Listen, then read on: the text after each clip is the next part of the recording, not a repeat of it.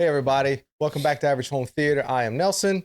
Hey, it's Nick, producer Nick. Producer Nick is here, and we are going to do our little Alien Earth season wrap up. I did the mid-season catch up or whatever with Donovan, and now I have producer Nick, who's feeling better. I'm feeling better. I was sick the last time. I was supposed to do 1 through 4 with you. Right. I wasn't feeling well. It's actually been a little while since I've been here, so it's good to be back. It's good to have you back. Hi, everybody. I actually got sick the day after you did. Like after Donovan and I recorded that, I got sick and I was sick for a week. Yeah, man, it was going around. I still don't know what was wrong with me. I just felt like warmed over crap. Well, we're not getting any younger. No, so it probably is a little bit, to do with that. Get a little head cold and then it floors us. I'm surprised I made it up the stairs. Okay, so we're gonna start with episode 5. Yes. Episode 5. The name of it is In Space, No One ... Mm-hmm. And I'm guessing they named it that because it's so similar to the first movie. It is. It's a flashback. I thought it would look. Before you say anything, this is my favorite episode of the whole series. Yes, I think it's the episode that everyone was waiting for. And look, I think the reason why I'm gonna say something that I really hate saying because it bothers me when people say it. But this is the most fan service episode in the series. Okay. It's the most like traditional Alien movies. Right. And I'm kind of glad they only did it 1 episode. It's like, here's your little nuggets. Yes.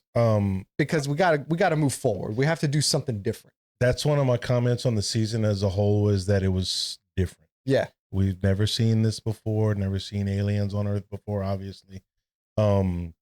That episode was needed, but I was fine with one episode like that. Well, the execution was great. Yes. It's a fun episode because even though I felt like I was watching the original movie for about the first half, then it kind of gets it kind of goes in a different direction. I really enjoyed seeing, what's the cyborg's name? I have it written down, Morrow. I really enjoyed seeing him like do his little investigation. He was watching the film, going back and forth, and so he can find out who sabotaged the ship, right? Which caused the face huggers to get loose, which attached to the captain and another science officer. So like when they wake him up, they're both in the sick bay with the face huggers on, right? And so that's very reminiscent to the first one, or to the original movie, I should say. Yeah, his character on the whole I wasn't sure at first. We had kind of talked about that. I wasn't sure about him at first, but the more it went on, the more I liked him. Yeah, he actually, a lot of characters were like that in this show for me. Yeah. Well, Donovan said the same thing about Oliphant's character, Kinch. How you say that? Kirsch. He was kind of like, I don't know about Oliphant being Kirsch, but I thought that he got way better as the series went on. Yeah, the character got more interesting, and the way he portrayed it. He got more into the role, and it's. Like we kind of talked about, it was kind of weird that Timothy Oliphant was cast in a role like that. But if you think about it, that's what he plays, the quiet, stoic, straight line. He's basically made to be a robot in the show. Right. He's more robotic in his other roles than you realize, especially after watching. And it's just the way he just didn't quite get as pissed off at everybody in this show. And then hurt everybody. He normally gets pissed off and hurts people. Yeah, that's his thing. So you get this. So in this episode, you see the eyeball creature. You start to realize how smart it is. Like you've seen it do some creepy things, like when it forced its way in the sheep's eye. Mm-hmm. But in this episode, a lot of people had it misconstrued as he was trying to warn the science officer. Yeah, I fell into that also. Right. Look, but he was trying to distract him. Why was he trying to warn him? He was trying to distract him. So the tadpoles can get out and get into her water bottle, which looked a lot like this one. I checked it before I took a sip. So I filled it myself. That was neat. You realize, holy crap, this thing's really smart. Yeah. Then you see, they get in the water, and then the whole episode, the rest of the episode, she's walking around with that water bottle, and you're like, who's gonna drink it? Don't drink it. Yeah. Yeah. So right after that, I have that's where Morrow starts to look for who was setting the fire. In the meantime, the doctors try to remove the face huggers, right? And that's when they discover the acid blood. It kills the captain. So all that stuff was, I don't know, it's the first movie. It's the original movie, kind of. And I guess maybe they're figuring maybe there's some people in the audience who hadn't seen the original. And since this is technically a prequel, this happened first. Yeah, it's possible. Not knowing anything about the alien movies in that universe, you're not going to get nearly as much out of it as if you're familiar with it. But I mean, I suppose there's got to be some people who's never seen the originals that have watched it. There's got to be, yeah. Okay, so this is the point in the season where you realize that Boy Cavalier was trying the whole time to get a hold of the specimens himself. He hired the one that was sabotaging, that set the fires and stuff. So you're like, oh, he knew what he was doing the whole time. Going on. It wasn't an accident. Correct. Yeah. I don't think he didn't plan for the ship to crash into his building. Right. But he wanted the specimens. Yeah. Because he knew Yutani was out there doing that. He knew they had something and he knew he wanted it. Yeah. Who's another character that I grew to love. Who's that? Boy Cavalier. Oh, Boy Cavalier. Yeah. He's just the right amount of crappy, you know. You love to hate him. You also get to see the eyeball monster take over the dead mechanic guy, and then he fights the xenomorph. That was awesome. Yeah. Yeah, and it's something that like the grotesqueness of that. Like they showed it a couple of times.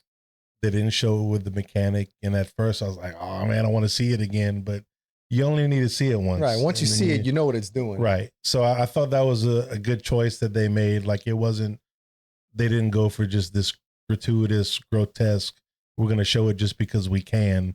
Like, you know what happened. Yeah. He took over the guy. Now watch, they're going to fight.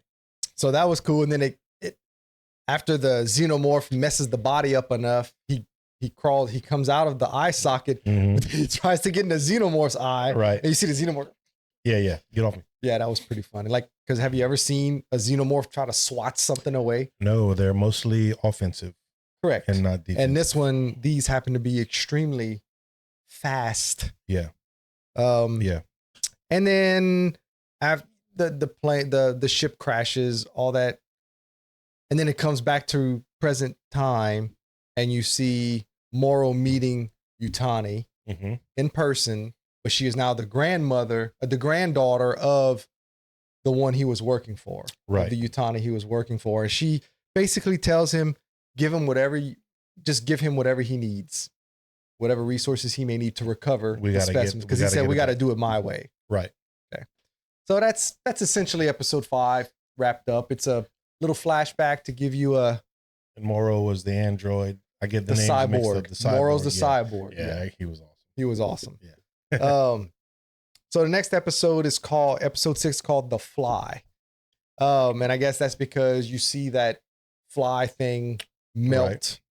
It was Toodles, I think it was. I believe it was Toodles. Yeah. Yeah. So, but the episode opens. I felt sorry for yeah, poor guy. Yeah. And well, we'll get to it. Wendy, it opens with Wendy. She's still communicating. Remember, in episode 4, we see that she can communicate, or she knows the frequency at which they speak. Yeah, she talks to the xenomorph. So at the beginning of this one, she is speaking and talking to it, communicating with it, I should say. And the eyeball monster just sitting there watching. He's in the sheep's body just watching. Right. So now that you know how smart he is, you're like, oh, what the hell is he up to now? He's making plans. My favorite part of the whole series, by the way, the freaking eyeball monster. Yeah. I'm just going to say that. There's a lot of things to like. Especially when it was in the sheep, because that sheep was freaky enough. Just the way it looked at everything. Just sitting there staring and taking it all in. Yeah. So cool, man. Excellent choice by putting this thing in there. Arthur Silva. Arthur is one of the doctors, right? The married couple. The married couple. So it's Arthur and what's her name? They call her Dame Silva. Yeah. So Arthur refuses to erase the redhead girl's memory because she thinks she's pregnant and all that. So Adam, the bald assistant, his name is Atom, not Adam. I didn't realize that. I thought it was Adam. Anyway. Yeah, you find out later that he's not what you thought he was. So Adam fires him because he refuses to do it, but tells him he needs to leave. And the wife says, yes, I can do it. The wife agrees to do it. That comes into play a little bit later. That's why I had the note down. And then it goes back to Wendy. And she's still speaking with the Xenos again. Right. So this is where in the season you're starting to go, oh crap. Mm-hmm. Something like you're starting to see a shift in Wendy. Right. She knows something's going on. Yeah. She's starting to get the feeling. She doesn't know yet, but she's getting, there's some change. And she's getting this weird respect for the Xenomorphs. Mm-hmm. So it's like, okay, well, and we all know kids in real life, you can manipulate kids really easily. Right. And it's showing in her. She's supposed to be, what, 12 years old?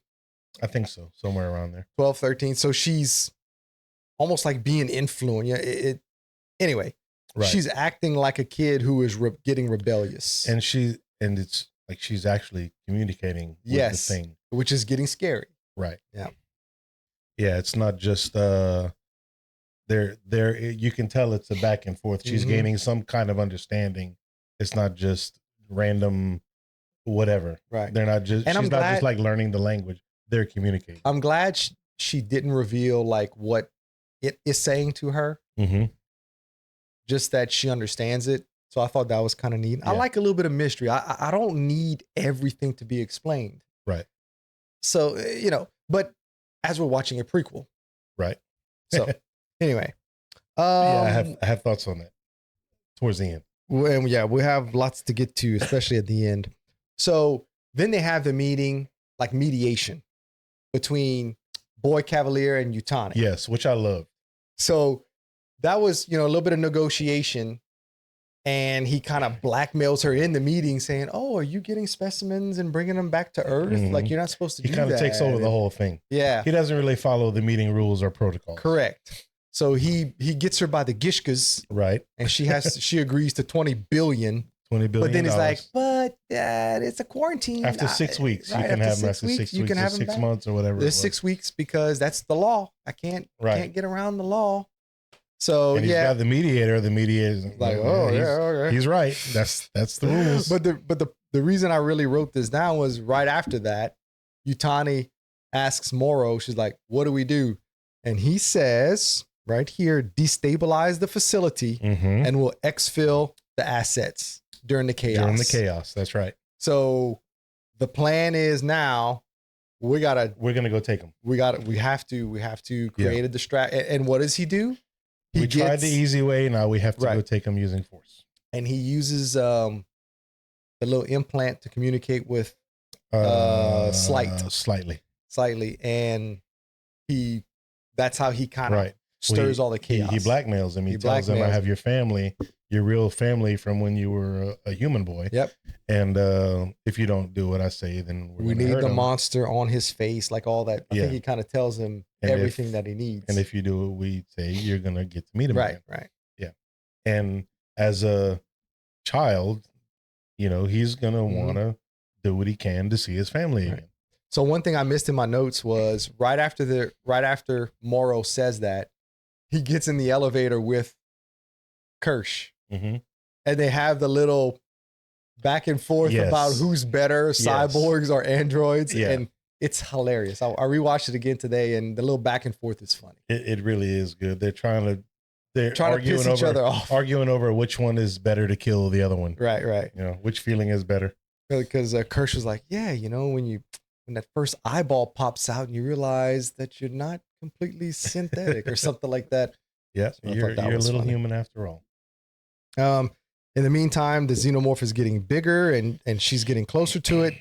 And I have almost like a leader to it where you can tell it's looking up to her. Yeah, to Wendy. Yeah. It's starting to look to her for instructions almost. Instructions, guidance. And that thing is getting big really quickly. Right. I did think the different color head was kind of neat. I'm not sure what that's supposed to mean. Does that mean like an alpha or something? They're all a little different. Like all the aliens have just a little bit of difference. And I think maybe it was because it's in a different environment. It's not in space. It's on a different planet. Yeah, because the first one, remember, he was shiny black. Yeah. Clean, shiny black. Yeah. And I liked it too. It was neat to see him. Just a little variation. Yeah. Well, we've always known that if they come out of a different species, they'll move and whatever differently. But I've never seen them like color wise, except for the green CGI ones in Alien 3. Oh, not even CGI. It's some kind of which is still my favorite. Other special effect. Which is still my favorite. He loves Alien. The man loves Alien 3. Sorry. It's a good movie. Sorry, not sorry. Yeah. So what's next here? Oh yeah, this is where Toodles. So Kirsch tells Toodles to go feed and water the specimens. Mm-hmm. And so Toodles goes. And then this is where your boy, the eyeball monster, is up to his shenanigans again. Yeah, he knocked on the glass. Scared him. Door closed, and then that's when the fly comes out and it digests his food on the outside. Right. Yeah. So Oliphant or Kirsch watched the whole thing, but didn't say anything, which I found was interesting. Is that the part where he was on the helicopter? And he's looking at like an iPad. Yeah, and Boy asked him, "Is everything right. okay?" Well, he asked him that in a second. Yeah. So after that, Silva, the fire doctor, he turns off the trackers for the kids, so Wendy's brother can get Wendy off the island. Right. He does it kind of incognito. Right. Pretending that he's just showing the brother like the vitals it was or an something. Act. Yeah. Look, see, they're fine. Look, the vitals for Wendy. She's fine. But he was showing him that actually typing out like y'all need to leave, kind of the boat code, and that he disabled turned off the trackers. Yeah. Right. So he ends up going. I don't remember why he was going down to where the xenomorph and all the specimens. Was he just going to? I can't remember why. Check on Toodles. Going to check on something. But then Slightly was out there having a meltdown. He was struggling, and he opened the door, and he went. Well, when he saw Silva, it's like a light bulb went off. Oh, yeah, this is my chance. I can get him in there. Yeah. So he does it reluctantly, but he lets out the the face hugger, and the face hugger goes on his face. Right. That's when Boy Cavalier asks Kirsch, "Is everything okay?" And he's like, "Yeah, everything's fine." And while it's happening, I'm like, why is he letting this happen? Like, I don't understand the angle. But then we find out later. We found out he's fishing for... He's setting a trap, basically. Right. Because he knows that Morrow is communicating with Slightly. Right. So he knows what he's trying to get him to do. So he's letting it happen. So he can lure Morrow in. But at this point, as you're watching it, you're like, what is he doing? I don't understand. Right. You know, me and Donovan were thinking, okay, here we go. Is another David situation where he's becoming obsessed with the Xenos. Because right after that, that's when they're trying to get the body, him and Slightly. No, him and the black guy. Oh, his name is, hold on, Smee. Okay. So yeah, Smee and Slightly are carrying the body. Right. And they get caught. Kirsch catches him. He's like, "What are you doing? The fastest way to the beach is this way." Correct. Why are y'all going that way? But that's in this episode. Yeah. Yeah, that's in episode 7. So yeah, we were just in episode 6. Now we're in episode 7. You jumped a little, but that's okay. So in episode 7 at the beginning, Smee walks into that's right. He had him in the room. Right. He goes to Slightly's room and he finds Arthur under the bed. Yeah. And then he tells him, "Look, we have to do this or they're going to kill my family." So he agrees to help him. And he tells him that he's going to be okay. He's not going to be hurt. We just got to deliver him to the beach. Yeah. And so also this is where Wendy realizes they're not immortal because she goes down to the where the specimens are and she sees Toodles is dead. So it's almost like a light bulb goes off. She's like, "Oh, wait. We can die." Right. You know, they're immortal in the sense they'll live forever as long as they're not destroyed. As long as their bodies aren't destroyed. But she realizes they are mortal. They can die. Right. So she gets a little upset. And as she's going to leave, she kind of signals a little something to the xenomorph and he hits his head on the glass. Right. You know, so it's like, oh, and that's whenever Cavalier is like, I think he says, "Oh shit." Yeah, yeah. He realizes that she's communicating with the damn thing. And not only communicating, like she can control them. Right. She can tell them, you know, he thought it was cool that she could communicate before, but now he just had a realization that, holy crap, she can turn these things on us. And instead of having that holy crap, this is dangerous, his thinking was, oh, how can I use this? Yeah. How can I use this to my benefit to make more money to whatever? Mm-hmm. And probably in the guise of helping humanity. Yep. But it's all about control for him. Correct. And then that's whenever later she gets back to her room, whenever they decide, her and what's the redhead girl's name? Nibs. And now I didn't write the other girl's name, Curly. And Curly, the Australian girl. Girl, they decide to leave. Well, Curly doesn't want to leave. Curly doesn't her want and to the leave. brother She's and like, Nibs this is the best place I've ever been. Yeah. Right before they leave, Wendy lets out the xenomorph to cause a distraction. Yes, she does. And then at this point, as I'm watching, I'm like, oh my God, now she's killing people. A pet xenomorph. Yes. But it's like, why? What is she doing? Like, she's, in my opinion, it's looking like she's losing her humanity. Well, she's finally realizing that we're not, she's always been under the impression that we're here to help, we're here to do good. And she's finally realizing we're being used. Yeah.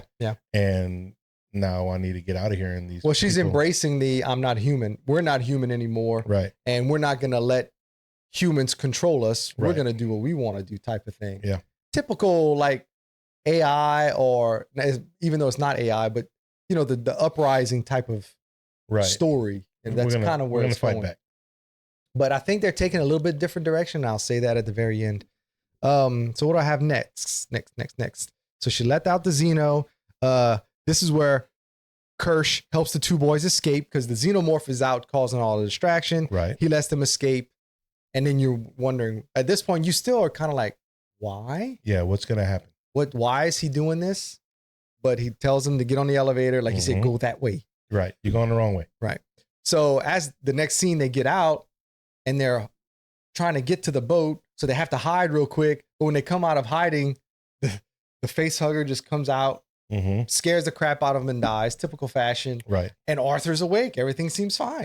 He's all right. Look, I told you he wasn't going to he was going to be okay. Told you he was going to be fine. Yeah. So they tell him, look, we're trying to get you to the boat. That's where your wife is. We got to get out of here.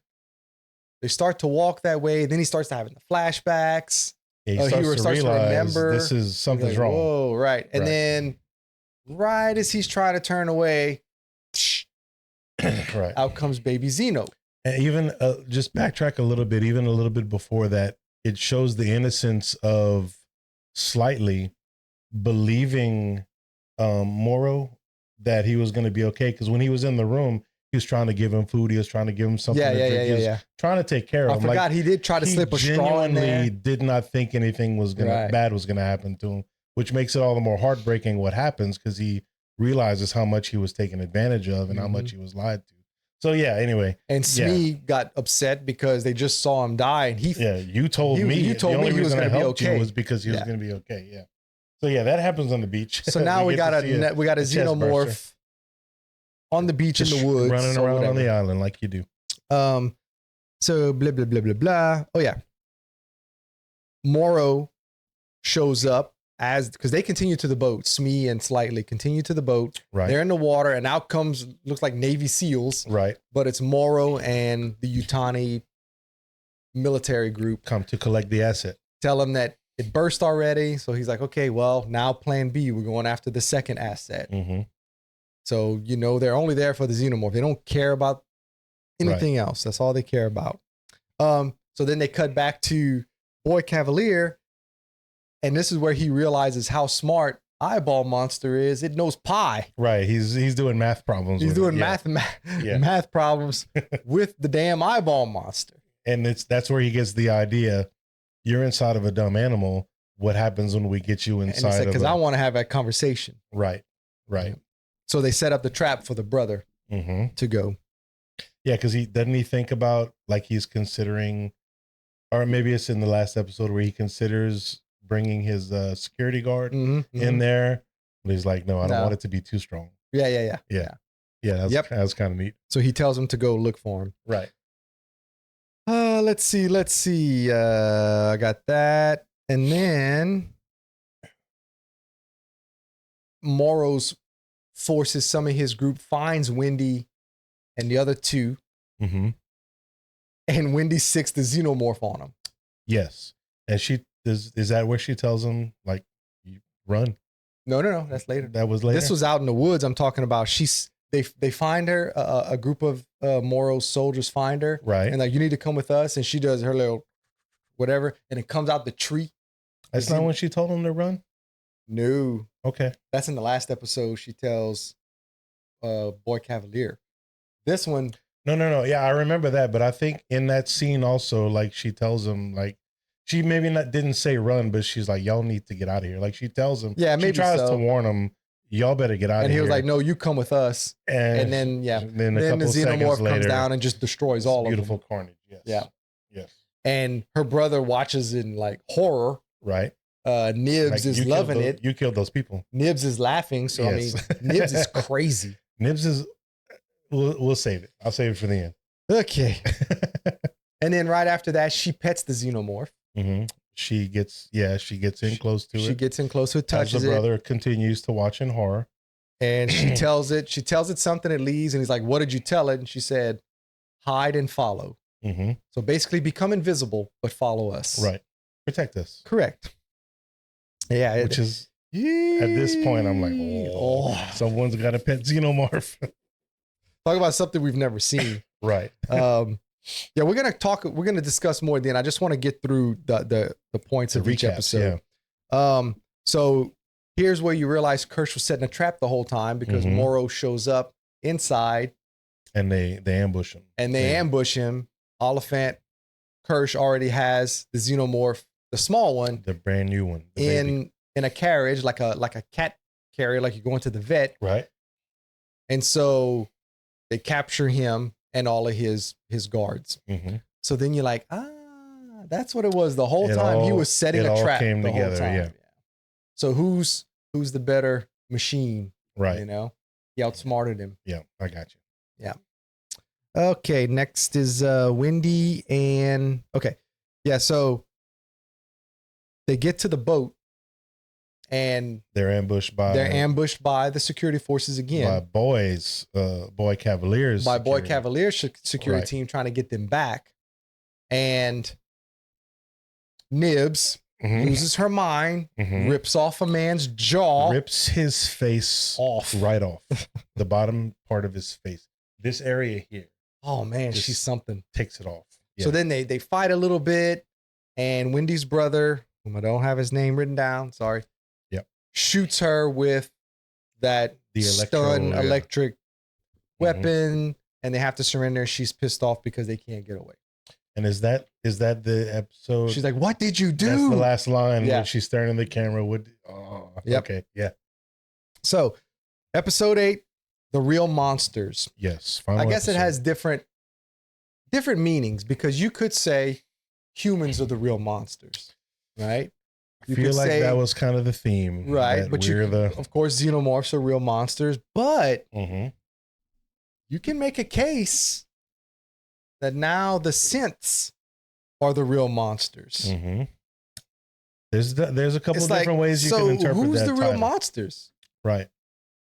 I guess it's up to us to decide. I mean, really, in all honesty, out of every character in this show, the only people who were good were the married couple doctors. Yeah. Who thought they were actually doing something good. Yeah. And even then, the wife kind of caved. Like, but I think that was more of survivability. She was trying that, and probably if I'm here, I can control what happens. Right. I can maybe minimize the damage type thing. Right. And like you said, probably still thinking that she's gonna do this kid self-preservation some good. So but everybody else, they're all pretty lousy people. Yeah. The synths are just confused kids. Yeah, they were manipulated and taken advantage of. So you can kind of see why Wendy, for instance, would have been a little upset. And also remembering that she's still the mind of a child. Yeah. She's lashing out. But she's growing up fast. She is. Okay. So one can also wonder, in these new bodies, do they mature faster? Because mentally, you mean? Right. Like the kids, are they going to grow up mentally faster than they would if they were human because of this new situation? Right. And I think you see that in the last episode. You see him all of them really start to think a little bit differently, and you see him kind of grow up in like 60 seconds. Yeah, they do some. So this episode opens up with Dame Silva coming face to face with the Xenomorph, which I was like, oh, yeah, it's gonna put a hole in her face. Yeah. That now doesn't belong there. I did have a question mark. They shot it, but the bullet like ricocheted. So are they saying that the Xenomorph's heads have some type of armor that we just never really knew because you don't really see it in all the other movies? Just they get shot. What I was maybe thinking is maybe it was more of like not a stun round, like an energy thing, but like almost like a rubber bullet, like a distraction. Right. Because they don't want to like kill it. Like a less than lethal. Right. Because they don't want to kill it. They're trying to. That could, I didn't even think about that. Yeah. It could have used a less. It might have just been lethal. like a distraction. It works. Because it just ricochets off of it and it runs away. Like nothing happens. It runs away and the doctor is spared for now. Yeah. So, they say that there's no communications because the fiber lines must have been cut by the cyborg and his team. Right. Yutani is jamming the satellites. So they're out on an island. Right. Like seriously, they are out there. There's nothing they can do. And the reinforcements are coming. And the reinforcements are coming. Is coming. You see the spaceships coming. Yeah. Or the ships, I should say. And this is Adam telling Boy Cavalier all of this. And he's like, you might want to consider hauling out of here. Right. But obviously Cavalier, he's smart. He thinks he knows everything. And he's like, no, we're not going right now. I've spent too much money. Right. The Xenomorph keeps destroying people. They just show the aftermath, which is kind of cool. You see that one overhead shot. He just finished killing somebody. Yeah. And then you just see like bodies all over. Yeah. I love the way those scenes, the quick shots, it adds some chaos to it. Yeah. I like the way they did all that. Like Donovan said, it's probably budgetary, right? We can't show too much of this stuff. It's too difficult. CGI and makeup. So we'll just kind of show a little bit and just kind of show the damn thing running around. And it worked. And it works. It works for a show. I mean, I have no issues with it. It actually adds a little something to it. Yeah. Wendy is still causing chaos by letting Morrow and her brother out, knowing that Morrow is going to do Morrow stuff. Right. So she's just sitting in the cell, she's just manipulating everything. I mean, she can do whatever she wants. It's kind of crazy. Yeah. And she's got a bone to pick with her brother for shooting nibs and some other things. So here, right after Morrow gets out, he says, "I'm gonna burn this place to the ground." The next scene is him and Kirsch. Yeah. Kirsch is at the desk doing some science work. And you see him coming from behind. And I'm sitting there thinking, he's got to hear him. He's a robot. Yeah. And he does. He turns around all of a sudden. It's a good little fight. At first, I was like, oh, man, he beat Kirsch that easy? Yeah. Man, not so much. Kirsch is still smarter than him. Yeah. He gets him in the end. And he's able to knock him unconscious. Because he's a cyborg. Right. He's half human. Doesn't hurt. Right. So Kirsch ends up knocking him out. And it's his back is broken. His back is broken when he threw him on the table. Right. But he's still like he can move, but his back is broken. So this was awesome. He threw him on that big steel table, and the steel table bent in half. Just broke in half. Yeah, and his body just stayed rigid. Yeah. So this is the scene where Boy Cavalier visits the cell, and he still thinks he's in control. And it's like, dude, what? The everything that's going on. Yeah, the kids are in there and Wendy's in there and he's sitting there bouncing his ball, talking smack. Yeah. And then she just does and the door opens. The door opens, yeah. And then he's like, oh. And I still don't think he really had his oh crap moment. I think his oh crap moment maybe came a little bit after that. Well, when Nibs killed his bodyguard. That's when it was. Yeah. Yeah. Nibs she jumps on him. And Wendy's just looking. Yeah. And looks at him. And that's when she goes, run. Run. Yeah. Yes. That's the part. That was a good scene. That's the part. and look, you texted me, run. Now I hadn't seen it yet. I was probably about 10 minutes behind you. Oh, okay. And I was like, I thought for sure, because we were behind. I thought for sure you had finished it already. No, I started a little bit later. I thought it didn't drop until 8. So I didn't start watching till 8 o'clock. But after I saw your text, I was like, it's got to have something to do with Alien. Something's about to happen. I said, he's watching it, so I'm going to get there. And then when she said, run, I was like, oh, snap. Yeah. So now at this point, it's like Wendy's in control. The kids are in control. She tells the two, Smee and Slightly to go after her brother and Moro. Is that right? Because they were in the cell together. Find my brother and find Moro, I think is what that was. And then they end up finding Kirsch and Moro. Right. They tie up Kirsch. They knock out Moro. Curly, she tells her to go after the guards. Mm-hmm. And by the time Curly gets there, there's only one left, because you finally see that flower monster thing, that alien that you've never, it's like, what is it going to do? It was on the wall. It was kind of camouflaged in the wall. Well, remember in the first episode, it's hanging and Oliphant is just looking at it. You're like, what the hell is that thing? Right. You don't really, and then it swallows up the girl soldier. Who was horrible. She was terrible. But she accidentally shoots the other two, so they're only the squad leader left, and Curly gets him. Yeah. And I think the brother just shows up, I guess. I don't remember how he got there. No, the brother was in his room, and Wendy found him. Oh yeah, Adam went and found him and brought him, because the eyeball monster was trying to get him. That's who Boy Cavalier was like, okay, we're gonna put him in the brother. So Adam gets him in there. I'm gonna give you some privacy. Yeah. Eyeball monster tries to get him. Like, I can have the lung, but you own everything else, or something like that. Well, the company owns everything else. So Wendy saves him from the eyeball monster. Adam comes in. They have a little bit of a fight. You realize Adam's pretty strong, but then Wendy just goes, no. Yeah. And he freezes. You realize he's a robot. Yeah. He's a cyborg or whatever. Oh, I knew he was. Oh, really? Before that, yeah. Yeah, I don't know if I picked up on that. Yeah, I think they had. I knew he was. I knew he was a robot. But yeah, she paused him. She just paused him. Yeah. Which was really cool. All he could do was look around. Yeah. And then at the end, she just like pushed him over. Mm-hmm. Yep. So, and Wendy gets Boy Cavalier with the Xenomorph's help at the end. Towards the end. She puts them all in the cell. It's Boy Cavalier, the lady, Dame, the doctor. Silva. Dame Silva, Boy Cavalier. Kirsch. And Moro. And that one soldier. Yeah. So you see the eyeball monster on the beach take over Dr. Silva's body. Yes. Crawls in there and he just sits up like a zombie. Yes. Then you see Utani forces really coming in. Mm-hmm. And this is where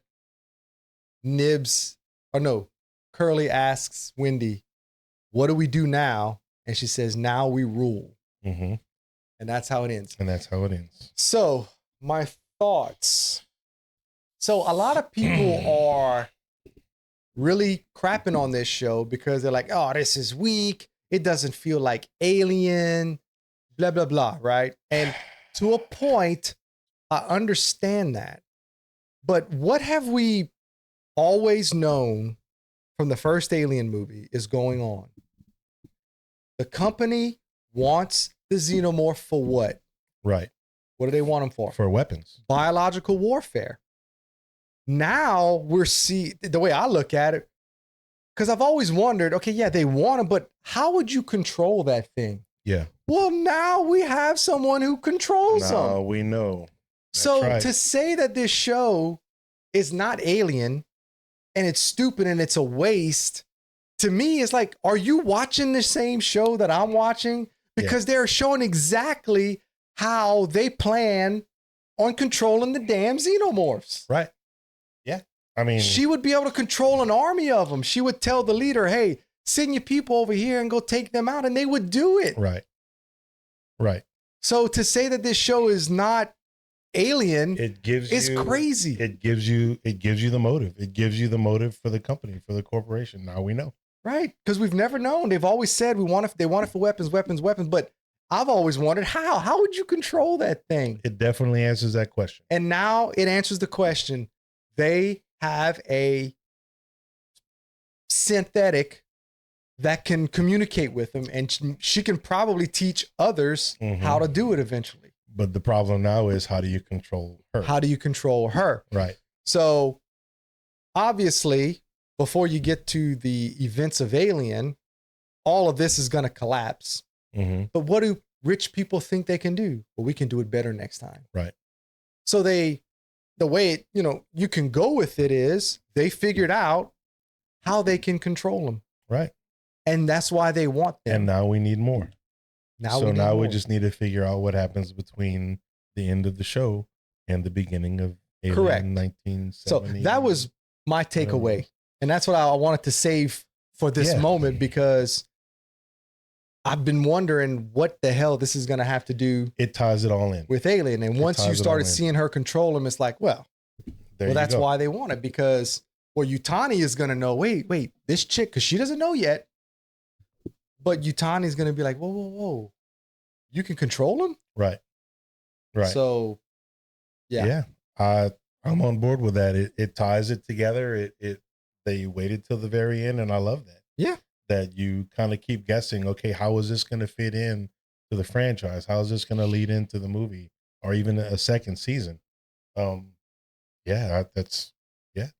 think that's a great point and observation. I hope, obviously, they're going to repair Kirsch, so he'll be fully functioning for the second season. I would think that, with the success of the show, if it is successful, I guess it is.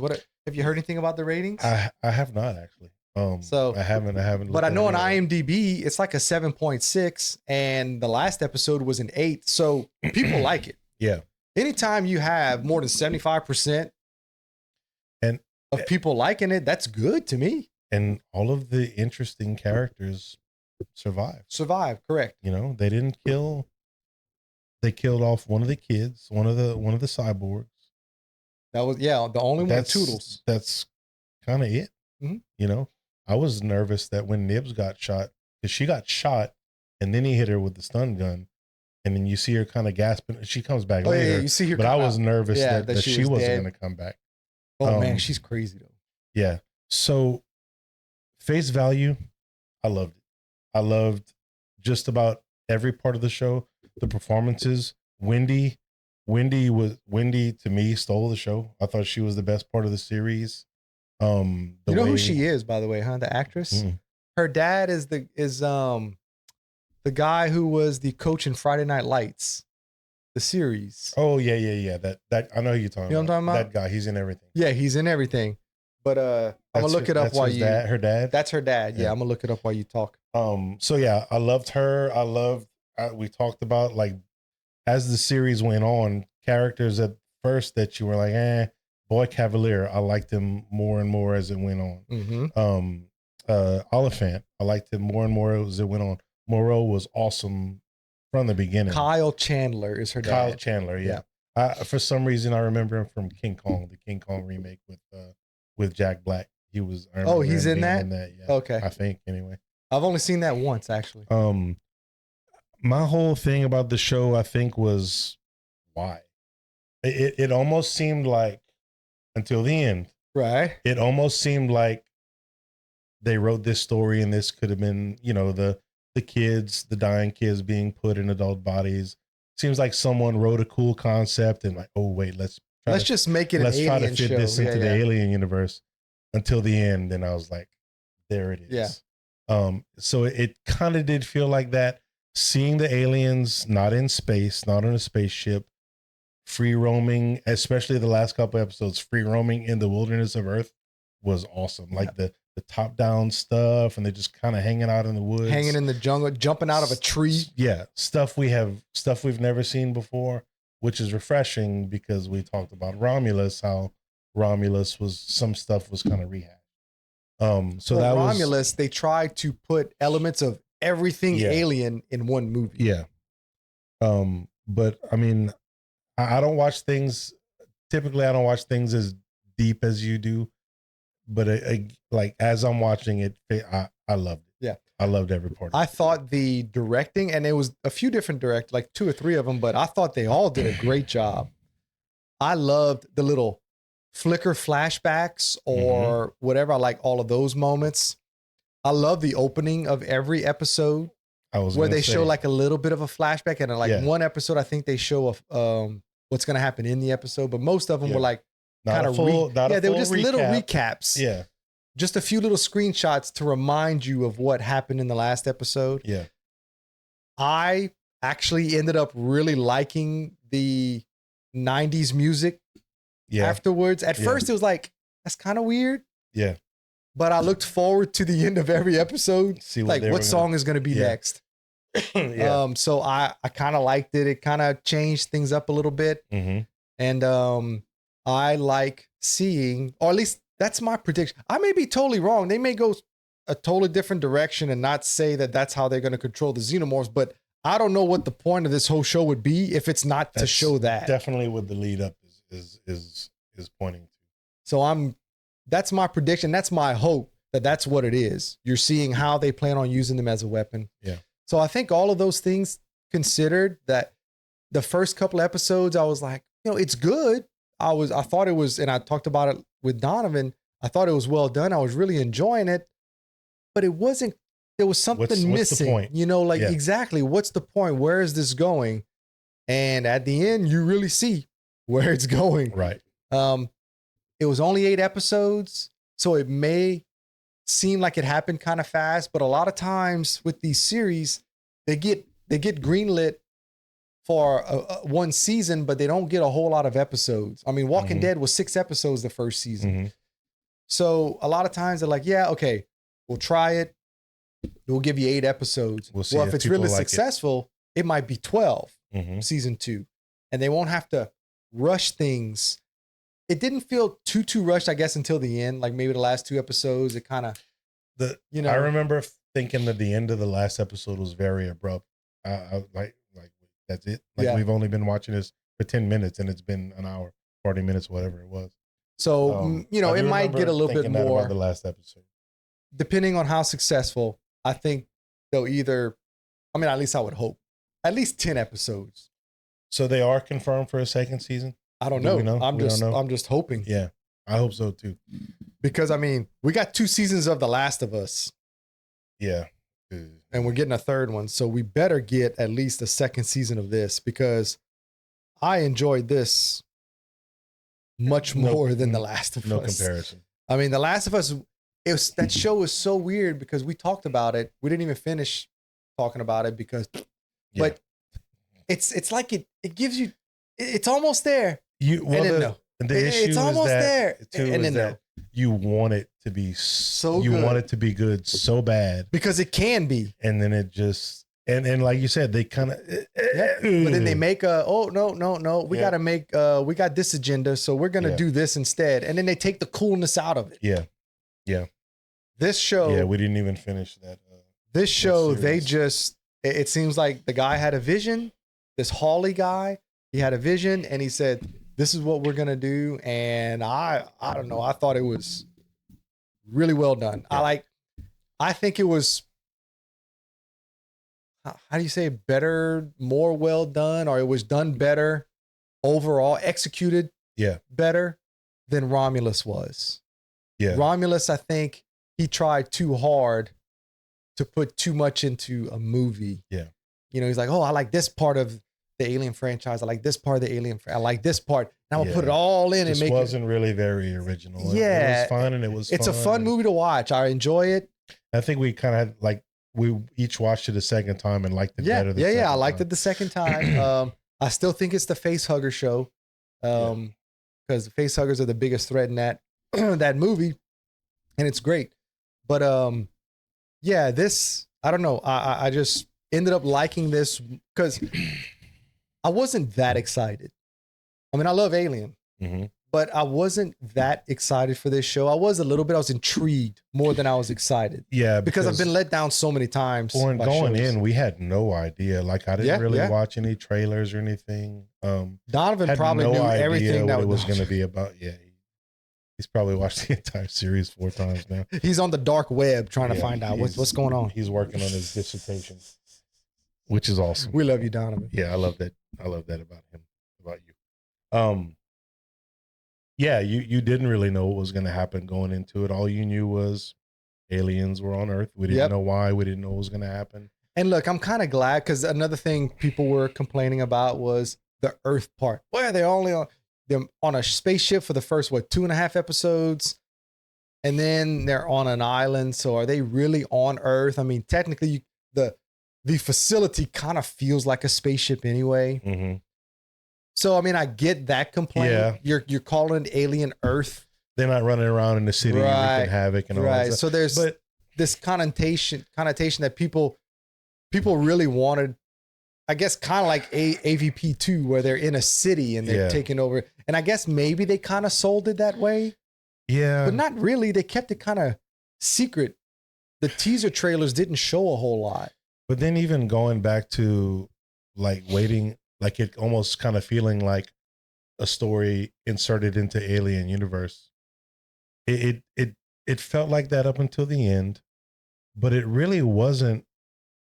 To me, it wasn't really the alien show. It was more about the kids. And that was my favorite part. Yeah. My favorite part of the show, hands down, was the kids inserted into the adult bodies, adult actors acting like kids would act. I think every one of them deserves 12 awards, for whatever that's worth. I remember there was one scene where it got a little annoying between Slightly and Smee. In maybe the 3rd or 4th episode, where they had like a little back and forth, and it got a little okay. But Wendy was she killed it the whole time. Unbelievable. She really did. The redhead girl, I keep forgetting her name. Nims. Unbelievable. Like every single one of them, and the way they reacted to things. I was really impressed by that, and I was more intrigued by that and what was going on with them than just about anything else in the show. Like every time they were on screen, I was zoned in. And I agree with that. Yeah. But that's where most people don't, because they're like, I want to see xenomorphs. Right.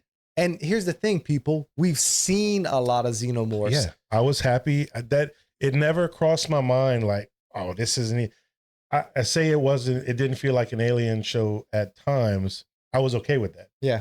I was okay with that because, as you said, we've seen all that. Prequel. Like, this is a true to the name prequel. Right.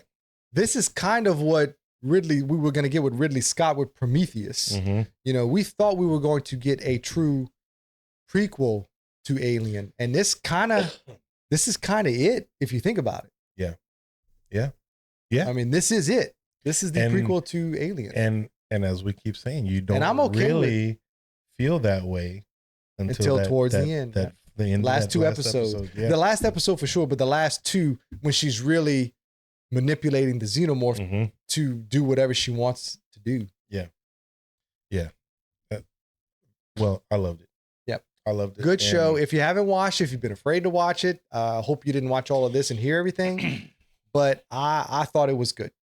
I know a lot of people don't, but I think obviously looking at IMDb, a lot of people do as well. Like, we're not out here saying crazy stuff. And I haven't honestly, you and I are the only ones that I know of that watched it. I haven't had conversations with anybody else about it other than me telling people to watch it because it's awesome. Yeah. I haven't read reviews. I haven't looked at scores. I don't know people's reactions at all. I just know that I really enjoyed it. Yeah. And it's one that I'll watch it again. Like we talked about that the other day. When this comes out on disc, I'm going to buy it. That way I can watch it again whenever I want. And y'all know, I mean, I'm kind of like you. I'm very picky when it comes to series. Mm-hmm. Mm-hmm. A lot of times I fizzle out. Yeah. It gets old or whatever. I hope that this only goes maybe one more season. It needs to be a limited series. I don't want to see this go on for 6 or 7 years because then it's going to get bad. Yeah. Give it another season, maybe 2. There's only so much you can do doing the timeline. And then just end it while the ending is good. Yeah. You know? And having said that, if they don't do another season, okay. Yeah, I mean, because then you can use your imagination at this point and say, this is why they wanted the xenomorphs. Yep. Because they have a way to control them. Yep. And in that aspect, it felt like it ended abrupt, but when you think about it like that and you really think about it, it was kind of perfect. You don't want to maybe use the word perfect, but yeah, it makes sense, and it would be a fitting ending if that's where they choose to end the series. Cool. In my opinion. All right, guys. Well, that about wrap it up. We went on long enough. Like, subscribe, tell your friends. We'll catch you on the next one. See ya.